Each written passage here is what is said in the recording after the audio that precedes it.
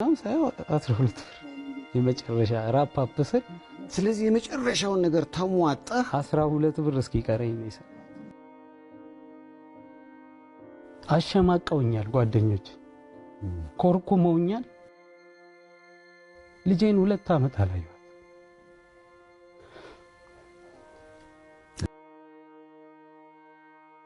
ፊቁጭ ብዬ ለየትኛው የእርዳታ ድርጅት ልስጠው ብዬ ያሰብኩኝ ድንገት ራይል ጌቱ መጣች። ይህ የምትመለከቱት የአንድ ሰው ነገር ግን ሁለት ገጽታ ነው። ይህ በራብ ወይንም በችግር አሊያ በበሽታ የመጣ የሰውነት ለውጥ አይደለም፣ ለሚወዱት ነገር የተከፈለ መስዋዕትነት እንጂ። ተዋናይ ሄኖክ ወንድሙ በዚህ ደረጃ ዋጋ የከፈለለት የሀገራችን የፊልም ኢንዱስትሪ ውለታውን ይመልስለት ይሁን የሚለው ካሁኑ በርካቶች ሊያዩት የሚፈልጉት ጉዳይ ሆኗል። ደግሞ ለኢትዮጵያ ፊልም ያውም አንድ ደረጃ እንኳን ፈቅ ለማይለው ሄኒ የልጅነት ወዙን እስኪያጣ ይህን ያህል መሆን አልነበረበትም የሚሉ የገዛ የሙያ አጋሮቹ ቢኖሩም እርሱ ግን ከሰውነቱ 41 ኪሎ ኪሱ ላይ ደግሞ 12 ብር እስኪቀረው የዓላማ ጽናቱን አሳይቷል። ተዋናይ ሄኖክ ወንድሙ ይህን ሁሉ ዋጋ ሲከፍል የሚያገኘውን ደምሮ አሊያም ቀንሶ ሳይሆን ለሙያው ያለውን ታማኝነት ለማሳየት ነው። ውድ ቤተሰቦቻችን አርቲስት ሄኖክ ወንድሙ በዚህ ደረጃ ለፊልም ሲል ዋጋ መክፈሉ ያውም ለኢትዮጵያ ፊልም ተገቢ ነው ይላሉ? ሀሳባችሁን ኮሜንት መስጫ ላይ አስቀምጡልን።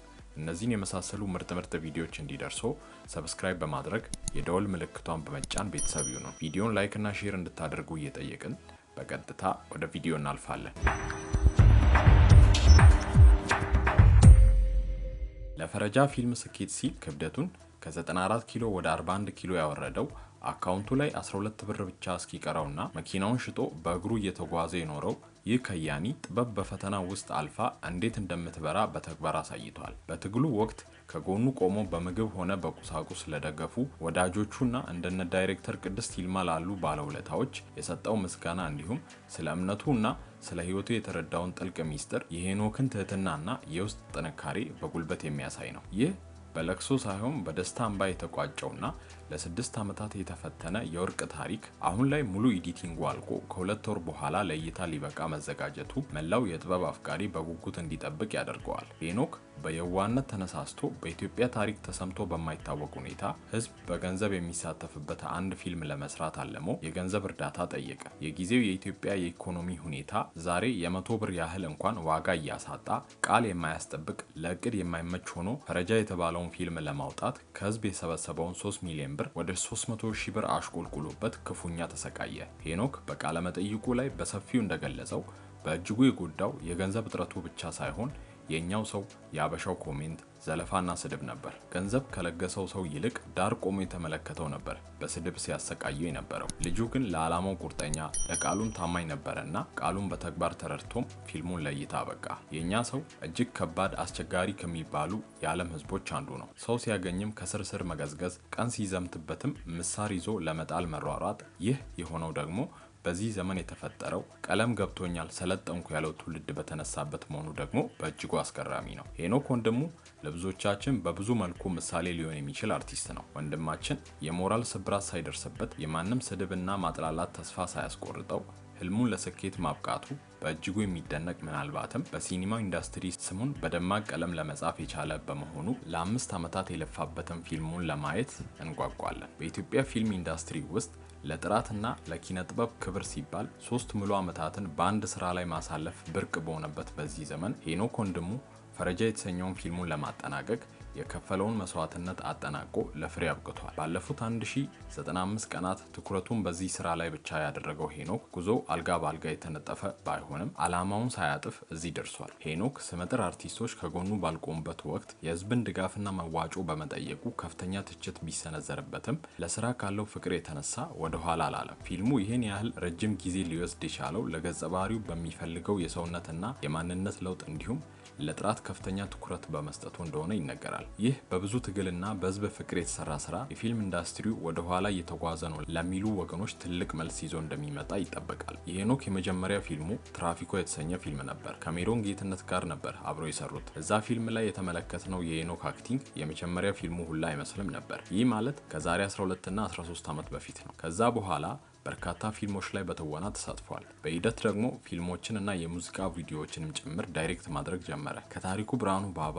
ከማንዴላ ጋር እንዲሁም እነ አለምሰገድ ተስፋዬን፣ ሙሉ አለም ጌታቸው ምድብ ልናካትተው የምንችል ምርጥ የፊልም ተዋናይ ነው። ትናንትና በሰይፉ ኢቢኤስ ላይ ቀርቦ እሱ ራሱ እንደተናገረው ከሆነ የሄኖክ ወንድሙ ህይወት በሁለት ይከፈላል። የመጀመሪያው ፈረጃ የተሰኘውን አዲሱ ፊልም መስራት ከጀመረ በፊት ያለው ህይወቱ ነው። ቀጥሎ ደግሞ ከፈረጃ በኋላ ያለው ህይወት። ሄኖክ አዲስ ለሚሰራው ፊልም ብዙ ዋጋ ከፍሏል። የሚታዩም የማይታዩም ብዙ መስዋዕትነቶችን ከፍሏል። ለዚህ ፊልም ካራክተር ብሎ ከሰውነቱ ላይ 41 ኪሎ ቀንሷል። የፊልሙ ገጸ ባህሪ የሰውነት አቋም ስላስገደደው ሄኖክ ፈረጃ ፊልምን ሲሰራ 4 ነገሮችን ነው አብሮ የሚሰራው። የፊልሙ መሪ ተዋናይ፣ ደራሲ፣ ዳይሬክተር፣ ኤክስኪዩቲቭ ፕሮዲሰር ነው። ይህንን ፊልም እውን ለማድረግ ደግሞ 6 ዓመታት ያህል ፈጅቶበታል። ሌላ ስራ ሳይሰራ ሙሉ ትኩረቱን ፈረጃ ላይ ብቻ አድርጓል። በገንዘቡም ቢሆን ብዙ አዋጥቶበታል። መኪናውን እስከ መሸጥ ድረስ ደርሷል። ፊልሙ በአጠቃላይ የፈጀው 7.5 ሚሊዮን ብር ነው። ከህዝብ ማለትም ከ1200 ሰዎች የተዋጣው ገንዘብ ግን 3 ሚሊዮን ብር ብቻ ነበር። እውነት ለመናገር ሄኖክ ያሰበው ሀሳብ በጣም ገራሚ ሀሳብ ነው። ህዝቡ 5 ብር አዋጥቶ ፊልም እንስራ፣ ከዚህ ፊልም ሽያጭ ደግሞ ሌላ ፊልም ይሰራል። ህዝቡን የሚያስቸግረው አንድ ጊዜ ብቻ ነው። ሁለተኛው ፊልም ከመጀመሪያው ገቢ ነው የሚሰራው። ሶስተኛው ፊልም ደግሞ ከሁለተኛው ፊልም ገቢ። እንደዚህ እያልኩ 50 ፊልሞችን የመስራት እቅድ አለኝ ብሏል። ሄኖክ ያመጣው ህዝብ 5 ብር አዋጥቶ ፊልም መስራት የሚለው ሀሳብ በዓለም አቀፍ ደረጃ ክራውድ ፈንዲንግ የሚባለውና ብዙ ትልልቅ ስራዎች የሚሰሩበት መንገድ ነው። በሀገራችን ይህንን ተጠቅሞ የፊልም ኢንዱስትሪውን ሰልፍ ሰስቴኒንግ ወይንም ራስን በራስ የሚደግፍ ኢንዱስትሪ ለማድረግ ማሰቡ ትልቅ አብዮት ነው። ይህ ሀሳብ ፊልምን ከባለሀብቶች ጥገኛ አውጥቶ የህዝብ ንብረት የሚያደርግ ግሩም ሀሳብ ነው። ህዝቡ 5 ብር ሲያዋጣ ዝም ብሎ ተመልካች ሳይሆን የፊልሙ ባለቤትና ደጋፊ ይሆናል ማለት ነው። እኛ ሀገር ለአንድ የኪነ ጥበብ ስራ 6 ዓመት ሙሉ ተግቶ መስራት እብደት ሊመስል ይችላል። ነገር ግን እውነተኛ ጥበብ የሚወለደው እንዲህ አይነት ትጋት ውስጥ ነው። ሄኖክ ለጥበብ የከፈለው መስዋዕትነት ገንዘቡን፣ አካሉን፣ ጊዜውን የምንከሰው እኛ ተመልካቾች ይህን ራዕይ ስንደግፍ ሀሳቡን ስንገዛ ብቻ ነው። በተለይ በኢትዮጵያ ፊልም ኢንዱስትሪ ውስጥ ለገጸ ባህሪ ተብሎ 41 ኪሎ መቀነስና መኪና እስከ መሸጥ ድረስ መድረስ የኪነ ጥበብን ፍቅርና ቁርጠኝነት ቁልጭ አድርጎ ያሳያል። ብዙዎቻችን 50 ሴንት ኦል ቲንግስ ፌል አፓርት ለተሰኘው ፊልሙ ከ25 ኪሎ በላይ ቀንሶ ዓለምን ሲያስደንቅ አይተናል። ማት ዴመን እና ሌሎች የሆሊውድ ከዋክብትም ለሚሰሩት ገጸ ባህሪ ሲሉ ሰውነታቸውን ሲቀያይሩ እናደንቃለን። ነገር ግን ከነሱ ጀርባ ግዙፍ የሆሊውድ ኢንዱስትሪ አለ።